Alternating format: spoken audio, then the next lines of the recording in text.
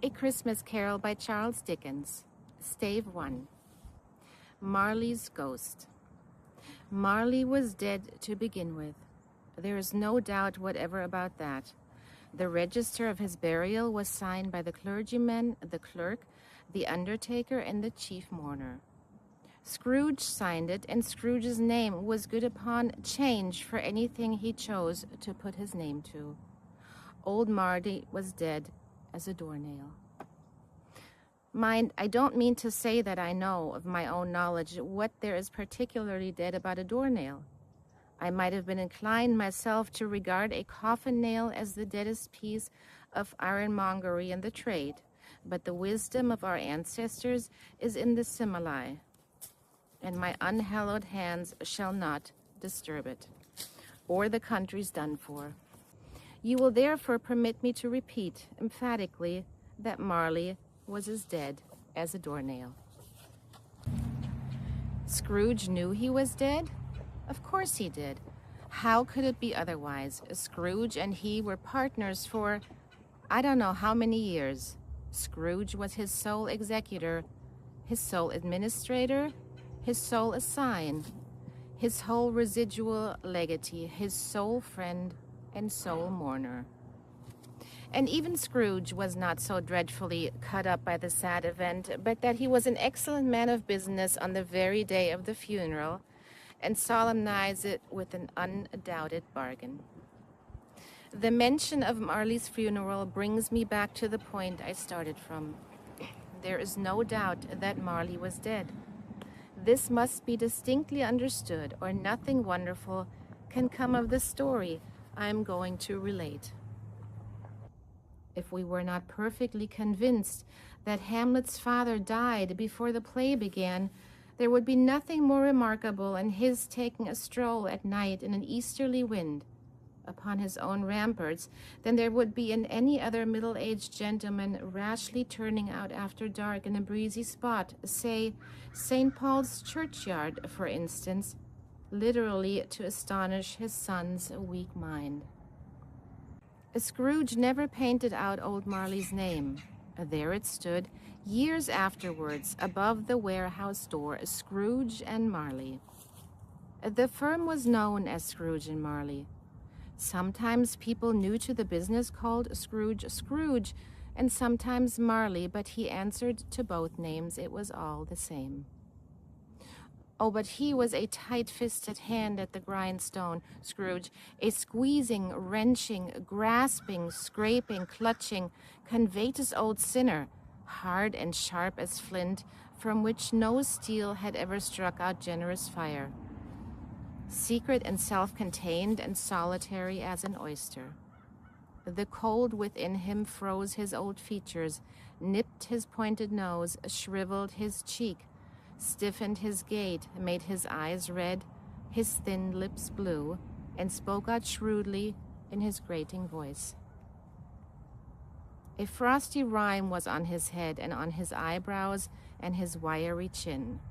He carried his own low temperature always about with him. He iced his office in the dog days and didn't thought 1 degree at Christmas. External heat and cold had little influence on Scrooge. No warmth could warm, no wintry weather chill him. No wind that blew was bitterer than he. No falling snow was more intent upon its purpose, no pelting rain less upon to entreaty. Foul weather didn't know where to have him. The heaviest rain and snow and hail and sleet could boast of the advantage over him in only one respect. They often came down handsomely, and Scrooge never did. Nobody ever stopped him in the street to say with gladsome looks, "My dear Scrooge, how are you? When will you come to see me?" No beggars implored to bestow a trifle. No children asked him what it was o'clock. No man or woman ever once in all his life inquired the way to such and such a place of Scrooge. Even the blind men's dogs appeared to know him, and when they saw him coming on, would tug their owners into doorways and up courts, and then would wag their tails as though they said, No eye at all is better than an evil eye, dark master. But what did Scrooge care? It was the very thing he liked, to edge his way along the crowded paths of life. Warning all human sympathy to keep its distance was what the knowing ones called a nuts to Scrooge. Once upon a time, of all the good days in the year, on Christmas Eve, old Scrooge sat busy in his counting house.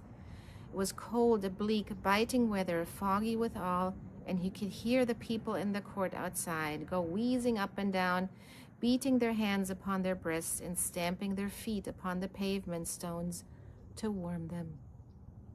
The city clocks had only just gone 3, but it was quite dark already. It had not been light all day, and candles were flaring in the windows of the neighboring offices like ruddy smears upon the palpable brown air. The fog came pouring in at every chink and keyhole, and was so dense without that although the court was of the narrowest, the houses opposite were mere phantoms. To see the dingy cloud come drooping down, obscuring everything, one might have thought that nature lived hard by and was brewing on a large scale. The door of Scrooge's counting house was open that he might keep his eye upon his clerk, who in a dismal little cell beyond, a sort of tank, was copying letters. Scrooge had a very small fire, but the clerk's fire was so very much smaller that it looked like one coal. But he couldn't replenish it, for Scrooge kept the coal box in his own room, and so surely as the clerk came in with the shovel, the master predicted that it would be necessary for them to part. Wherever the clerk put on his white comforter and tried to warm himself at the candle, in which effort, not being a man of a strong imagination, he failed. "A Merry Christmas, Uncle! God save you!" cried a cheerful voice. It was the voice of Scrooge's nephew, who came upon him so quickly that this was the first intimation he had of his approach. "Bah!" said Scrooge. "Humbug!" He had so heated himself with rapid walking in the fog and frost, this nephew of Scrooge's, that he was all in a glow. His face was ruddy and handsome, his eyes sparkled, and his breath smoked again. "Christmas, a humbug, Uncle," said Scrooge's nephew. "You don't mean that, I'm sure." "I do," said Scrooge. "Merry Christmas! What right have you to be merry? What reason have you to be merry? You're poor enough." "Come then," returned the nephew gaily. "What right have you to be dismal? What reason have you to be morose? You're rich enough." Scrooge, having no better answer ready on the spur of the moment, and said, "Bah!" again, and followed it up with "humbug." "Don't be cross, Uncle," said the nephew. "What else can I be," returned the uncle, "when I live in such a world of fools as this? Merry Christmas, out upon Merry Christmas. What's Christmas time to you but a time for paying bills without money? A time for finding yourself a year older, but not an hour richer, a time for balancing your books and having every item in them through a round of dozen of months presented dead against you?" "If I could work my will," said Scrooge indignantly, "every idiot who goes about with Merry Christmas on his lips should be boiled with his own pudding and buried with a stake of holly through his heart. He should." "Uncle," pleaded the nephew. "Nephew," returned the uncle sternly, "keep Christmas in your own way, and let me keep it in mine." "Keep it," repeated Scrooge's nephew. "But you don't keep it." "Let me leave it alone, then," said Scrooge. "Much good may it do you, much good it has ever done you. There are many things from which I might have derived good, but which I have not profited, I dare say," returned the nephew. "Christmas among the rest. But I am sure I have always thought of Christmas time when it has come round, apart from the veneration due to its sacred name and origin, if anything belonging to it can be apart from that, as a good time, a kind, forgiving, charitable, pleasant time, the only time I know of in the long calendar of the year when men and women seem by one consent to open their shut-up hearts freely and to think of people below them as if they were fellow passengers to the grave and not another race of creatures bound on other journeys. And therefore, Uncle, though it has never put a scrap of gold or silver in my pocket, I believe that it has done me good and will do me good, and I say God bless it. The clerk in the tank involuntarily applauded. Becoming immediately sensible of the impropriety, he poked the fire and extinguished the last frail spark forever. "Let me hear another sound from you," said Scrooge, "and you'll keep your Christmas by losing your situation. You're quite a powerful speaker, sir," he added, turning to his nephew. "I wonder you don't go into Parliament." "Don't be angry, Uncle. Come on, dine with us tomorrow." Scrooge said that he would see him. Yes, indeed, he did. He went the whole length of the expression and said that he would see him in that extremity first. "But why?" cried Scrooge's nephew. "Why?" "Why did you get married?" said Scrooge. "Because I fell in love." "Because you fell in love," growled Scrooge, as if that were the only one thing in the world more ridiculous than a Merry Christmas. "Good afternoon." "Nay, Uncle, but you never came to see me before that happened. Why give it as a reason for not coming now?" "Good afternoon," said Scrooge. "I am sorry with all my heart to find you so resolute. We have never had any quarrel to which I have been a party. But I have made the trial in homage to Christmas, and I'll keep my Christmas humor to the last. So a Merry Christmas, Uncle." "Good afternoon," said Scrooge. "And a Happy New Year." "Good afternoon," said Scrooge. His nephew left the room without an angry word notwithstanding. He stopped at the outer door to bestow the greetings of the season on the clerk, who, cold as he was warmer than Scrooge, for he returned them cordially. "There's another fellow," muttered Scrooge, who overheard him. "My clerk with 15 shillings a week and a wife and family talking about a Merry Christmas. I'll retire to Bedlam." This lunatic, in letting Scrooge's nephew out, had let 2 other people in. They were portly gentlemen, pleasant to behold, and now stood with their hats off in Scrooge's office. They had books and papers in their hands and bowed to him. "Scrooge and Marley's, I believe," said one of the gentlemen, referring to his list. "Have I the pleasure of addressing Mr. Scrooge or Mr. Marley?" "Mr. Marley has been dead these 7 years," Scrooge replied. "He died 7 years ago this very night." "We have no doubt his liberality is well represented by his surviving partner," said the gentleman, presenting his credentials. It certainly was, for they had been 2 kindred spirits. At the ominous word liberality, Scrooge frowned and shook his head and handed the credentials back. "At this festive season of the year, Mr. Scrooge," said the gentleman, taking up a pen, "it is more than usually desirable that we should make some slight provision for the poor and destitute who suffer greatly at the present time. Many thousands are in want of common necessaries. Hundreds of thousands are in want of common comforts, sir." "Are there no prisons?" said Scrooge. "Plenty of prisons," said the gentleman, laying down the pen again. "And the Union workhouses?" demanded Scrooge. "Are they still in operation?" "They are still," returned the gentleman. "I wish could say they were not." "The treadmill and the poor law are in full vigor, then?" said Scrooge. "Both very busy, sir." Oh, I was afraid from what you said at first that something had occurred to stop them in their useful course, said Scrooge. I'm very glad to hear it. Under the impression that they scarcely furnish Christian cheer of mind or body to the multitude, returned the gentleman, a few of us are endeavoring to raise a fund to buy the poor some meat and drink and means of warmth. We chose this time because it is a time of all others when want is cleanly felt and abundance rejoices.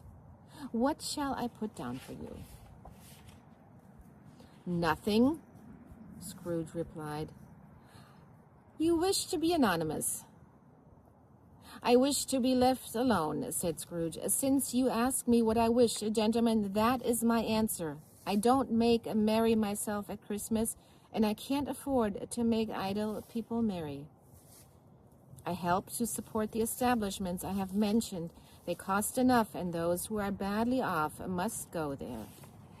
Many can't go there, and many would rather die. If they would rather die, said Scrooge, they had better do it and decrease the surplus population. Besides, excuse me, I don't know that.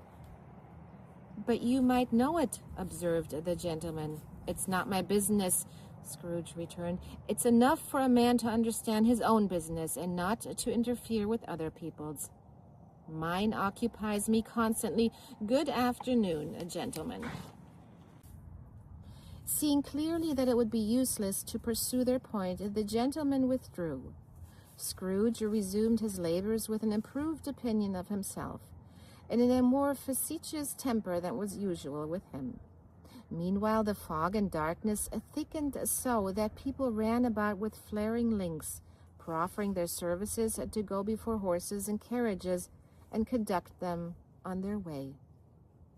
The ancient tower of a church, whose gruff old bell was always peeping slyly down at Scrooge out of a Gothic window in the wall, became invisible and struck the hours and quarters in the clouds with tremulous vibrations afterwards, as if its teeth were chattering in its frozen head up there. The cold became intense. In the main street at the corner of the court, some laborers were repairing the gas pipes and had lighted a great fire in a brazier round which a party of ragged men and boys were gathered, warming their hands and winking their eyes before the blaze in rapture. The water plug being left in solitude, its overflowings sullenly congealed and turned to misanthropic ice. The brightness of the shops, where holly springs and berries crackled in the lamp heat of the windows, made pale faces ruddy as they passed. Poulterers' and grocers' trades became a splendid joke, a glorious pageant with which it was next to impossible to believe that such dull principles as bargain and sale had anything to do. The Lord Mayor, in the stronghold of the mighty mansion house, gave order to his 50 cooks and butlers to keep Christmas at a Lord Mayor's household should, and even the little tailor, whom he had fined 5 shillings on the previous Monday for being drunk and bloodthirsty in the streets, stirred up tomorrow's pudding in his garret, while his lean wife and the baby sallied out to buy the beef. Foggier yet and colder, piercing, searching, biting cold. If the good Saint Dunstan had but nipped the evil spirit's nose with a touch of such weather as that, instead of using his familiar weapons, then indeed he would have warred to lusty purpose.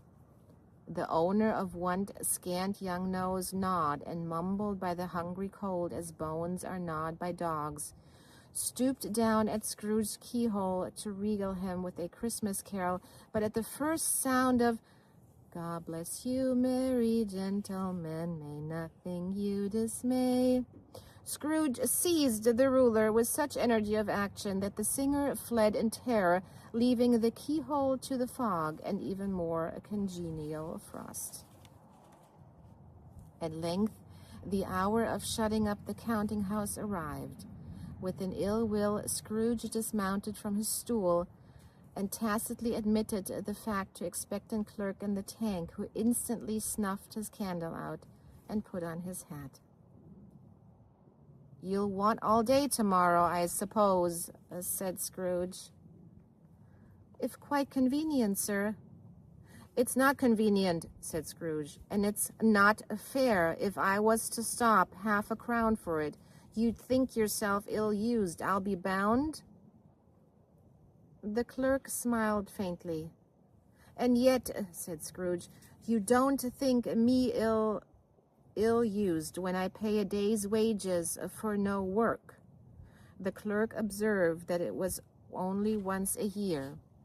A poor excuse for picking a man's pocket every 25th of December, said Scrooge, buttoning his great coat to the chin. But I suppose you must have the whole day. Be here all the earlier next morning. The clerk promised that he would, and Scrooge walked out with a growl. The office was closed in a twinkling, and the clerk, with the long ends of his white comforter dangling below his waist, for he boasted no great coat, went down a slide on Cornhill at the end of a lane of boys 20 times in honor of its being Christmas Eve, and then ran home to the Camden Town as hard as he could pelt to play at Blindman's Buff. Scrooge took his melancholy dinner in his usual melancholy tavern, and having read all the newspapers and begilded the rest of the evening with his banker books, went home to bed. He lived in chambers which had once belonged to his deceased partner. They were a gloomy suite of rooms in a lowering pile of building up a yard where it had so little business to be that one could scarcely help fancying it must have run there when it was a young house, playing at hide-and-seek with other houses, and forgotten the way out again. It was old enough now and dreary enough, for nobody lived in it but Scrooge, the other rooms being all let out as offices. The yard was so dark that even Scrooge, who knew its every stone, was fain to grope with hands. The fog and frost so hung about the black old gateway of the house that it seemed as if the genius of the weather sat in mournful meditation on the threshold. Now it is in fact that there was nothing at all particular about the knocker on the door, except that it was very large. It is also a fact that Scrooge had seen it night and morning during his whole residence in that place. Also that Scrooge had as little of what is called fancy about him as any man in the city of London, even including, which is a bold word, the corporation alderman in livery. Let it also be borne in mind that Scrooge had not bestowed one thought on Marley since his last mention of his 7 years dead partner that afternoon. And then let any man explain to me, if he can, how it happened that Scrooge, having his key in the lock of the door, saw in the knocker, without its undergoing any intermediate process of change, not a knocker, but Marley's face. Marley's face. It was not an impenetrable shadow as the other objects in the yard were, but had a dismal light about it, like a bad lobster in a dark cellar. It was not angry or ferocious, but looked at Scrooge as Marley used to look, with ghostly spectacles turned up on its ghostly forehead. The hair was curiously stirred, as if by breath or hot air, and though the eyes were wide open, they were perfectly motionless. That and its livid color made it horrible, but its horror seemed to be in spite of the face and beyond its control, rather than a part of its own expression. As Scrooge looked fixedly at this phenomena, it was a knocker again. To say that he was not startled, or that his blood was not conscious of a terrible sensation to which it had been a stranger from infancy, would be untrue. But he put his hand upon the key he had relinquished, turned it sturdily, walked in, and lighted his candle. He did pause, with a moment's irresolution before he shut the door, and he did look cautiously behind it first, as if he half expected to be terrified with the sight of Marley's pigtails sticking out into the hall. but there was nothing on the back of the door except the screws and nuts that held the knocker on. So he said, "Phew, phew," and closed it with a bang. The sound resounded through the house like thunder. Every room above and every cask in the wine merchant's cellars below appeared to have a separate peal of echoes of its own. Scrooge was not a man to be frightened by echoes. He fastened the door and walked across the hall and up the stairs, slowly too, trimming his candle as he went. You may talk vaguely about driving a coach and six up a good old flight of stairs or through a bad young Act of Parliament, but I mean to say you might have got a hearse up that staircase and taken it broadwise, with the splinter bar towards the wall and the door towards the balustrades, and done it easy. There was plenty of width for that, and room to spare, which is perhaps the reason why Scrooge thought he saw a locomotive hearse going on before him in the gloom. Half a dozen gas lamps out of the street wouldn't have lighted the entry too well, so you may suppose that it was pretty dark with Scrooge's step. Up Scrooge went, not caring a button for that. Darkness is cheap, and Scrooge liked it. But before he shut his heavy door, he walked through his rooms to see that all was all right. He had just enough recollection of the face to desire to do that. Sitting room, bedroom, a lumber room, all as they should be. Nobody under the table, nobody under the sofa. A small fire in the grate, spoon and basin ready, and the little saucepan of gruel — Scrooge had a cold in his head — upon the hob. Nobody under the bed, and nobody in the closet, nobody in his dressing gown, which was hanging up in a suspicious attitude against the wall. Lumber room as usual. Old fire guard, old shoes, 2 fish baskets, washing stand on 3 legs, and a poker. Quite satisfied, he closed the door and locked himself in, double-locked himself in, which was not his custom. Thus secured against surprise, he took off his cravat, put on his dressing gown and slippers and his nightcap, and sat down before the fire to take his gruel. It was a very low fire indeed, nothing on such a bitter night. He was obliged to sit close to it and brood over it before he could extract the least sensation of warmth from such a handful of fuel. The fireplace was an old one, built by some Dutch merchant long ago, and paved all round with quaint Dutch tiles designed to illustrate the scriptures.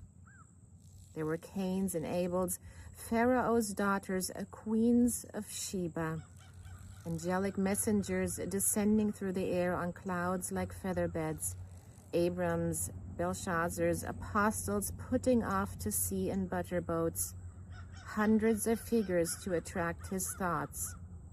And yet that face of Marley, 7 years dead, came like the ancient prophet's rod and swallowed up the whole. If each smooth tile had been a blank at first, with power to shape some picture on its surface from the disjointed fragments of his thoughts, there would have been a copy of old Marley's head on every one. "Humbug," said Scrooge, and walked across the room. After several turns, he sat down again. As he threw his head back in the chair, his glance happened to rest upon a bell, a disused bell that hung in the room and communicated for some purpose now forgotten with the chamber in the highest story of the building. It was with great astonishment and with a strange, inexplicable dread that as he looked, he saw this bell begin to swing. It swung so softly in the outset that it scarcely made a sound. But soon it rang out loudly, and so did every bell in the house. This might have lasted half a minute or a minute, but it seemed an hour. The bells ceased as they had begun together. They were succeeded by a clanking noise deep down below, as if some person were dragging a heavy chain over the casks in the wine merchant's cellar. Scrooge then remembered to have heard that ghosts in haunted houses were described as dragging chains. The cellar door flew open with a booming sound, and then he heard the noise much louder on the floors below. Then coming up the stairs, then coming straight towards his door. "It's humbug still," said Scrooge. "I won't believe it." His color changed, though, when, without a pause, it came on through the heavy door and passed into the room before his eyes. Upon its coming in, the dying flame leaped up as though it cried, "I know him, Marley's ghost," and fell again. The same face, the very same. Marley in his pigtail, usual waistcoat, tights and boots, the tassels on the latter bristling like his pigtail, and his coat skirts and the hair upon his head. The chain he drew was clapped about his middle. It was long and wound about him like a tail, and it was made, for Scrooge observed it closely, of cash boxes, keys, padlocks, ledgers, deeds, and heavy purses wrought in steel. His body was transparent, so that Scrooge, observing him and looking through his waistcoat, could see the 2 buttons on his coat behind. Scrooge had often heard it said that Marley had no bowels, but he had never believed it until now. No, nor did he believe it even now, though he looked the phantom through and through and saw it standing before him, though he felt the chilling influence of its death-cold eyes and marked the very texture of the folded kerchief bound about its head and chin, which wrapper he had not observed before. He was still incredulous and fought against his senses. "How now?" said Scrooge, caustic and cold as ever. "What do you want from me?" "Much," Marley's voice, "no doubt about it. Who are you?" "Ask me who I was." "Who were you then?" said Scrooge, raising his voice. "You're particular for a shade." He was going to say "to a shade," but substituted this as more appropriate. "In life, I was your partner, Jacob Marley." Can you sit down?" asked Scrooge, looking doubtfully at him. "I can." "Do it then." Scrooge asked the question because he didn't know whether a ghost so transparent might find himself in a condition to take a chair, and felt that in the event of its being impossible, it might involve the necessity of an embarrassing explanation. But the ghost sat down on the opposite side of the fireplace, as if he were quite used to it. "You don't believe in me," observed the ghost. "I don't," said Scrooge. "What evidence would you have of my reality beyond that of your senses?" "I don't know," said Scrooge. "Why do you doubt your senses?" "Because," said Scrooge, "little things affect them. A slight disorder of the stomach makes them cheats. You may be an undigested bit of beef, a blot of mustard, a crumb of cheese, a fragment of an underdone potato. There's more of gravy than of grave about you, whatever you are." Scrooge was not much in the habit of cracking jokes, nor did he feel in his heart by any means waggish then. The truth is that he tried to be smart, as a means of distracting his own attention and keeping down his terror, for the spectre's voice disturbed the very marrow of his bones. To sit staring at those fixed glazed eyes in silence for a moment would play, Scrooge felt, the very deuce with him. There was something very awful, too, in the spectre's being provided with an infernal atmosphere of its own. Scrooge could not feel it himself, but this was clearly the case, for the ghost sat perfectly motionless. Its hair and skirts and tassels were still agitated as by the hot vapor from an oven. "You see this toothpick?" said Scrooge, returning quickly to the charge for the reason just assigned, and wishing, though it were only for a second, to divert the vision's stony gaze from himself. "I do," replied the ghost. "You are not looking at it," said Scrooge. "But I see it," said the ghost, notwithstanding. "Well," returned Scrooge, "I have but to swallow this and be for the rest of my days persecuted by a legion of goblins, all of my own creation. Humbug! I tell you, humbug!" At this, the spirit raised a frightful cry and shook its change with such a dismal and appalling noise that Scrooge held on tight to his chair to save himself from falling in a swoon. But how much greater was his horror when the phantom, taking off the bandage round its head, as if it were too warm to wear indoors, its lower jaw dropped down upon its breasts. Scrooge fell upon his knees and clasped his hands before his face. "Mercy," he said. "Dreadful apparition, why do you trouble me?" "Man of the worldly mind," replied the ghost, "do you believe in me or not?" "I do," said Scrooge. "I must, but why do spirits walk the earth, and why do they come to me?" "It is required of every man," the ghost returned, "that the spirit with him should walk abroad among his fellow men, and travel far and wide. And if that spirit goes not forth in life, it is condemned to do so after death. It is doomed to wander through the world, oh woe it's me, and witness what it cannot share, but might have shared on earth, and turned to happiness." Again, the spectre raised a cry and shook its chain and wrung its shadowy hands. "You are fettered," said Scrooge, trembling. "Tell me why."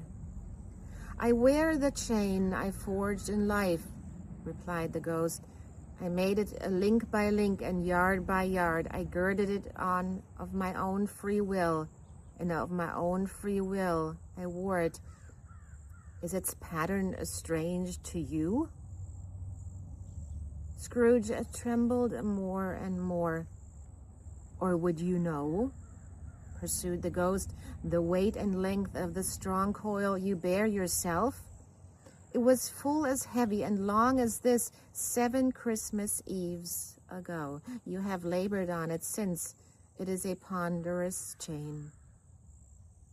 Scrooge glanced about him on the floor in the expectation of finding himself surrounded by some 50 or 60 fathoms of iron cable, but he could see nothing.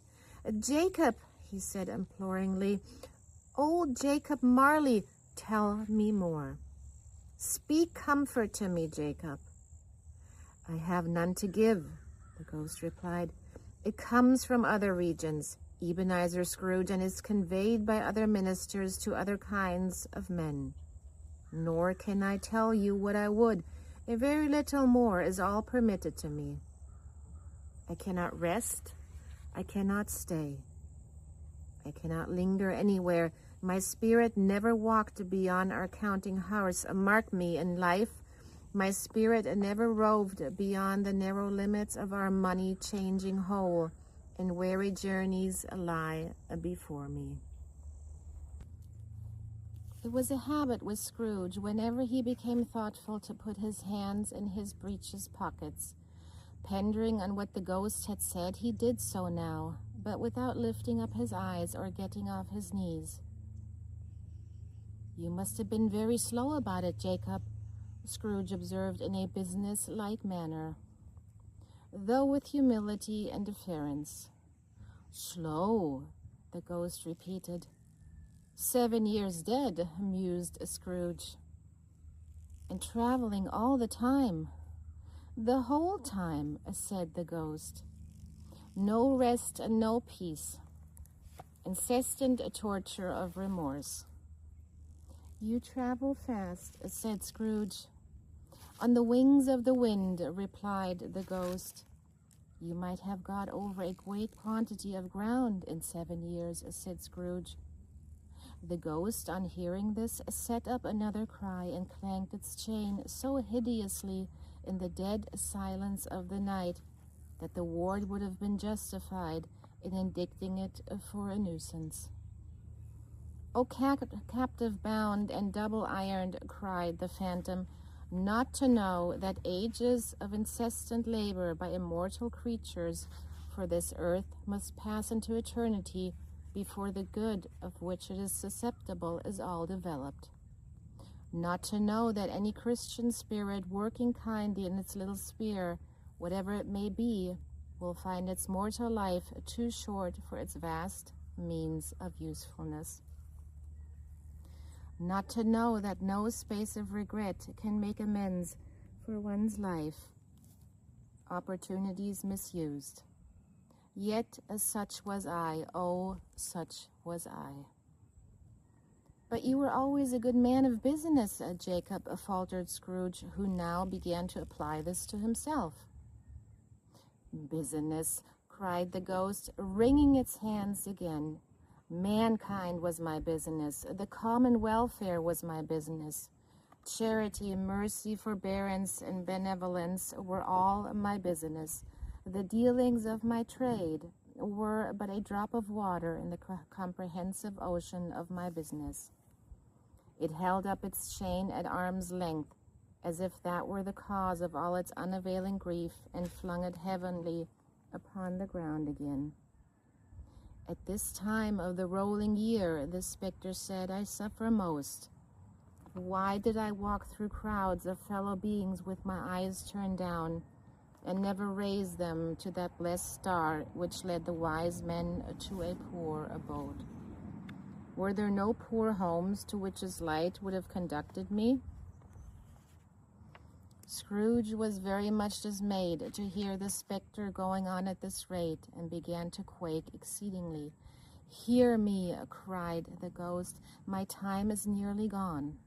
I will, said Scrooge, but don't be hard upon me, don't be flowery, Jacob, pray. How is it that I appear before you in a shape that you can see? I may not tell. I have sat invisible beside you many and many a day. It was not an agreeable idea. Scrooge shivered and wiped the perspiration from his brow. That is no light a part of my penance, pursued the ghost. I'm here tonight to warn you that you have yet a chance and hope of escaping my fate, a chance and hope of my procuring Ebenezer. You were always a good friend to me, said Scrooge. Thank you. You will be haunted, resumed the ghost, by 3 spirits. Scrooge's countenance fell almost as low as the ghost's had done. Is that the chance and hope you mentioned, Jacob? He demanded in a faltering voice. It is. I think I'd rather not, said Scrooge. Without their visits, said the ghost, you cannot hope to shun the path I tread, except the first tomorrow when the bells toll 1. Couldn't I take them all at once and have it over, Jacob, hinted Scrooge. Except the second on the night at the same hour, the third upon the night when the last stroke of 12 has ceased to vibrate. Look to see me no more, and look that, for your own sake, you remember what has passed between us. When it had said these words, the spectre took its wrapper from the table and bound it round its head as before. Scrooge knew this by the smart sound its teeth made when the jaws were brought together by the bandage. He ventured to raise his eyes again, and found his supernatural visitor confronting him in an erect attitude with its chain wound over and about its arm. The apparition walked backward from him, and every step it took, the window raised itself a little, so that when the specter reached it, it was wide open. It beckoned Scrooge to approach, which he did. When they were within 2 paces of each other, Marley's ghost held up its hand, warning him to come no nearer. Scrooge stopped. Not so much in obedience as in surprise and fear, for on the raising of the hand he became sensible of confused noises in the air, incoherent sounds of lamentation and regret, wailings inexpressibly sorrowful and self-accusatory. The specter, after listening for a moment, joined in the mournful dirge and floated out upon the bleak, dark night. Scrooge followed to the window, desperate in his curiosity. He looked out.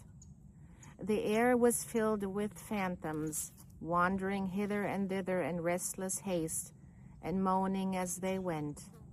Every one of them wore chains like Marley's ghost. Some few, they might be guilty governments, were linked together, none were free. Many had been personally known to Scrooge in their lives. He had been quite familiar with one old ghost in a white waistcoat with a monstrous iron safe attached to his ankle, who cried piteously at being unable to assist a wretched woman with an infant whom it saw below upon a doorstep. The misery with them all was clearly they sought to interfere for good in human matters and had lost the power forever. Whether these creatures faded into mist or mist enshrouded them, he could not tell. But they and their spirit voices faded together, and the night became as it had been when he walked home. Scrooge closed the window and examined the door by which the ghost had entered. It was double locked, as he had locked it with his own hands, and the bolts were undisturbed. He tried to say humbug, but stopped at the first syllable, and being from the emotion he had undergone, or the fatigues of the day, or his glimpse of the invisible world, or the dull conversation of the ghost, or the lateness of the hour, much in need of repose, went straight to bed without undressing, and fell asleep upon the instant.